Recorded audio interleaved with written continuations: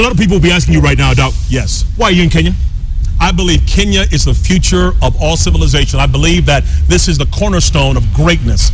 I believe Kenya is pregnant with possibility, power, presence, and potential. I believe that the timing is perfect for the women who are developing, for the men that are growing. I believe that the market is there. GE just invested $2 billion in wind energy. One of my friends is the CEO of GE Africa. So they're talking about Kenya. They're talking about this place. And you know what? Kenyans, hear me. This is called a Kairos moment. That means, what is success? When the golden opportunity meets the prepared person.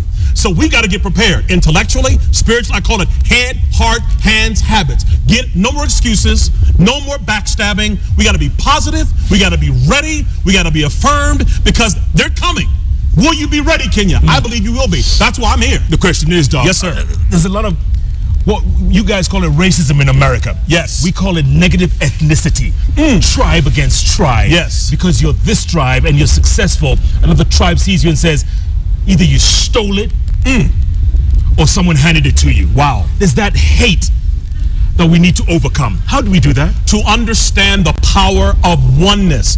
God has never asked us to be the same, but he wants us to be one.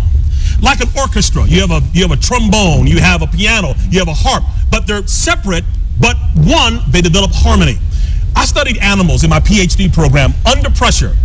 Zebra herd, fish school, bees swarm, birds flock, and people split. So we have to learn the power of oneness and unity. That's where greatness comes from. That's where innovation comes from. That's where new businesses come from. When different people who are different and can't stand each other, you need two people in your life, a mentor and a tormentor. Don't get away from people who aggravate you. They're the key to unlocking your future, because differences creates friction, friction creates fire, and fire lights the lamp that leads the world to greatness. But you say that it's very easy for you to say that, and it sounds really good on, when you say it, Doc, but it's tough out there, man. I mean, the haters. Yes. Whether it's social media. Yes. Facebook, Twitter, Right. you name it. Yes. People coming in on anonymous names. Yes. Yes. And hating on people. Yes. Not necessarily, it could be the president. Sure. It could be the preacher. It could be anybody. Yes. But the amount of hate, how do we get over that hate?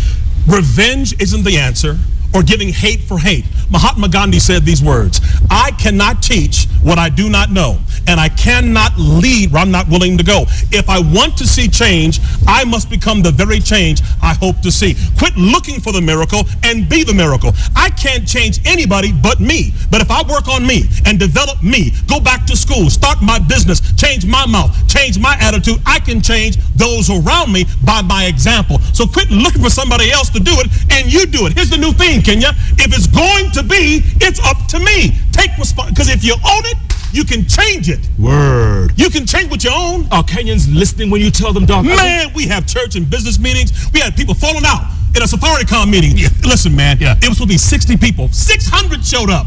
They had to use overflow because people are waiting for a message of hope, not excuse making, not blaming somebody, but taking responsibility for you and living. Listen, live your dreams and not your fears. Accept what is right in front of you and take full ownership of your. Don't blame mama. Don't blame the party. Don't blame another tribe. If you want to succeed, it's here for you to grab it. Here's a question: are you a pipe or are you a diamond? I'll say it again, Kenya. Are you a pipe or are you a diamond? Under pressure and over times, pipes rupture and burst. Right. But diamonds get stronger, more brilliant, more priceless. Cut, color, clarity, and carat. I believe Kenya is a diamond. I believe the pressure is going to make you into something better and great if you take ownership. I couldn't blame my mother for what she did. You can't stay angry, people. Yeah. If I don't forgive, Jeff, you know what it's like? I'm drinking poison hoping that you get sick. That's hatred. So I'm hating you. I'm thinking I'm getting you. Hey, I can't stand you. I don't like you. I'm drinking the poison hoping you get sick. That's insanity. I'm only killing me. Absolutely. Quit drinking it and embrace the opportunities that you have and take control of your life. Don't worry about what's happening out there. What's happening in here can change out there if you grab it and you believe. But when Barack Obama first ran for president, they said no black man can win. Correct. The black population, only 12% of the country. But there's a saying, sometimes a person can pick their times. Sometimes the time picks the person. Kenya, the time is picking you. Will you be ready? There's three kinds of time in the world. There's set time, mean time, and appointed time. Set time when you get the idea, you get the vision, you get the possibility, you get the hope. Then you go through a mean time, which means it's separation anxiety, doubt and confusion. You're going through pain and difficulty. You're going through hard times, but you got to keep the faith, keep praising God, keep going back to school, keep learning, quit making excuses, because then comes the appointed time when everything you've gone through will make sense. Remember this. This is true in quantum physics. Anything that goes forward has got to go backwards first. A gun hammer got to go backward before it goes forward. An arrow in a bow has got to go backward before it goes forward. Jesus said before he ascended, he descended. So if you've been pulled back, if you've been fired, if you've been rejected, you've been knocked down, you're being set up for a comeback. You're being set up for turning your stumbling blocks into stepping stones. You're being pulled back to be unleashed at the speed of light. And when you do that, you change time and space around you, and the very things you're after will be after you. How long did it take you to get to know that you were destined for this, Doc? 16. You were 16? 16. Okay, what happened to me? I got a scholarship to an all-white academic Jesuit school. They called me the fly in the buttermilk. I was the only black thing there. No women, all guys. I hated it. I wanted to escape, go home. But remember, it's the struggle that makes you great. A butterfly, when it's in a cocoon, has to struggle to be born. It's a little small hole, has to squeeze through. All that blood in the struggle is put to the wings so it can fly. If you open it up and it comes out easy, it will die. So I went to this school. I determined I'm going to lead these students. It doesn't matter if I'm black, poor. There's something in me. I believed in God. And brother, by my senior year, I was student body president, valedictorian, captain of the football team, and I changed the entire school. I learned then there's nothing too hard. If you're willing to put the work in, stop making excuses, and be a climber and not a camper or a quitter. And brother, at that moment, I knew the destiny was out there for me, but it wasn't going to be given. I had to go earn it. I had to go get it. Remember the promised land in the Bible? Yeah. The promised land? It wasn't empty. No. It was occupied. You got to fight for yours. You got to go get it. It won't fall in your lap. It's your responsibility to put in the work, and it will come as you work for it. When you first went into that Jesuit school, all-white Jesuit school? Yes. Did you want to turn around and run away? As fast as I could. Did they tease you? Did they make fun of you? Oh, they call me Jungle Bunny, nigger baby, big lips. They make a joke. How do you get 5 guys to stop robbing the bank? Throw them a basketball. You know, I mean, come on, Jeff. No. Yeah, man. So I'm the only black kid there. Yeah. But I decided I'm going to turn my enemies into my friends. I'm going to listen to them because I realized one thing. Everybody has pain, baby. If you're the president, everybody's been through something. We call it a storm. Significant trauma, overwhelming reasonable minds. A significant emotional, what makes us all human, we all have been through something that dropped us to our knees. So I began to speak about that. Man, they told me my mom's an alcoholic and I have all this money. Nobody's home. My father, I never see him. He runs a bank, but I'm bankrupt spiritually. So I began to speak to these students' pain, and they could relate to me, and I could lead them. You've got first to listen. Every single person, Jeff, in the world has a tattoo across their forehead. MMFI, make me feel important. How do you do that? By valuing me, listening to me, understanding me, validating me. Once you do that, people will start to connect. And I learned that in an all-white, privileged Jesuit school from a poor ghetto kid. I became the president of that student body, and I knew then, who cares if the horse is blind? Load the wagon, we gonna make it. We gonna make this baby. Yes, sir. Have you met our president? Have you met our deputy president? Not yet, but I'm going to. The state house just gave me a call and said, we want to talk to you about something. I'm coming! I'm coming, Mr. President! Put me in, coach! Yeah. You know what, though? I like your president. You know why? Yeah. He's a man's man. See, I'm a football player. Yeah. And I can see a man. Oh, he's a man. He's among the people. He's black. Yeah. He's so cool. Got his jeans on, his jacket on. I said, that's the black James Bond right there. He's cool. Oh, you like him? Huh? I love him, man. Yeah. He got swag. He's got swag. He does. Yeah. And it just flows. It's easy. It's natural. Went to Amherst College, That's you know, right. That's good right. school. Good school. But he just has natural charisma, but he's a man of the people. And I see that about him, and I like the coolness that he has. Yeah. Yet he has high touch, high tech, high mind, loves everybody. I love that about him. I'll tell you something you don't know. What's that? He and I went to the same high school. Really? Really? Let me get some of that anointing on me. Let me get some of that. Like butter, I'm going to spread it on. What high school was that? All this greatness. It's called St. Mary's. You two in the same school? My man. My goodness, they probably closed the wing. Bang! Put it in gold.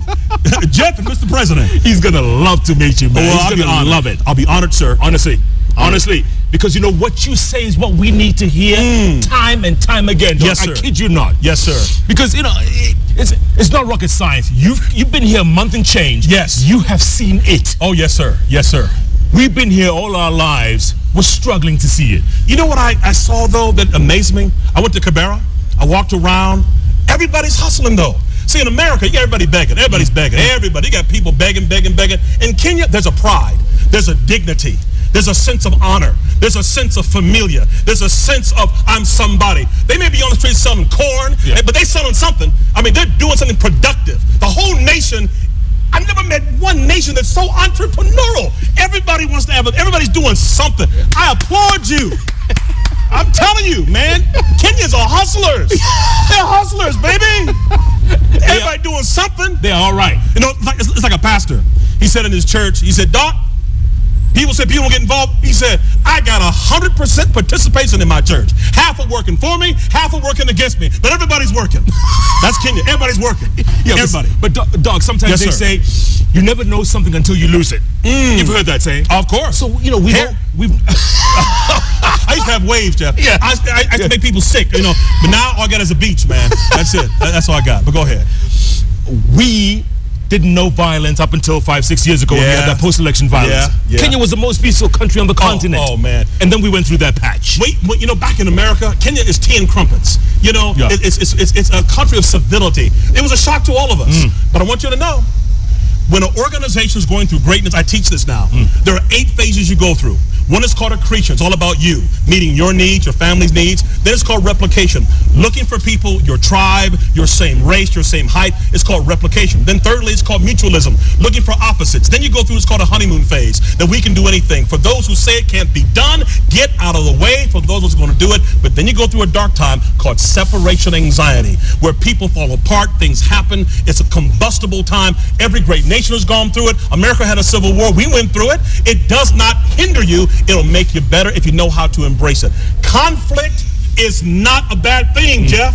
Conflict is fuel. If you learn how to turn conflict into confluence, confluence into collaboration, collaboration into innovation, that creates new wealth. So don't avoid conflict, embrace it, because it is the fuel for new ideas. It's like a nuclear rod. If you use it right, it can light the entire city up. Right. But left on the ground, it can kill us all. Correct. So learn how to harness it. Where are we right now? Right now, Kenya is a rocket ship with fuel about to be launched because you have such a young population. America's getting old. Where's my oatmeal? You got youth here. You got, and the women are growing. Energy. Oh man, this is Kenya. I'm not leaving. I came for a month. I'm staying for a year. I can't leave. There's too much going on, man. This is America in the 1950s. It is a burgeoning, a tidal wave. And then half those people want to go to America. You better keep your butt home. You get shot in America. You watching the news? They shoot you. They say, I'm sorry later after you're dead. What you going to America for? What's in America? Yeah. You better stay. This is it, man. You listen. Like Michael Jackson said, this is it. That's what he said. That's what he said. Michael Jackson's the only black boy who ended up dying like an old white woman. Isn't that terrible? Oh, I love Michael Jackson. Me too. I love him, man. A genius. The greatest. Of all time. Can you moonwalk? I used to. Yeah. Not me. I trip and fall. I try. Let's take another break, dog. All right. Advice for Kenyans going forward. No advice. Problem. We could use all the advice we get, and I like what I'm hearing. Yes, sir. Dr. Ron Archer, folks. At Ron Archer is his Twitter handle. I am at Koinange. Jeff, the hashtag is JKL. My goodness, if you haven't stood up by now, you had better say a couple of hallelujahs. And while you think about that, think about whether you're a pipe or whether you're a diamond. Come on now. Oh my. Yeah. Oh my. JKL takes a break. We'll be back in a moment. All right, brother. Smoking. All right, baby.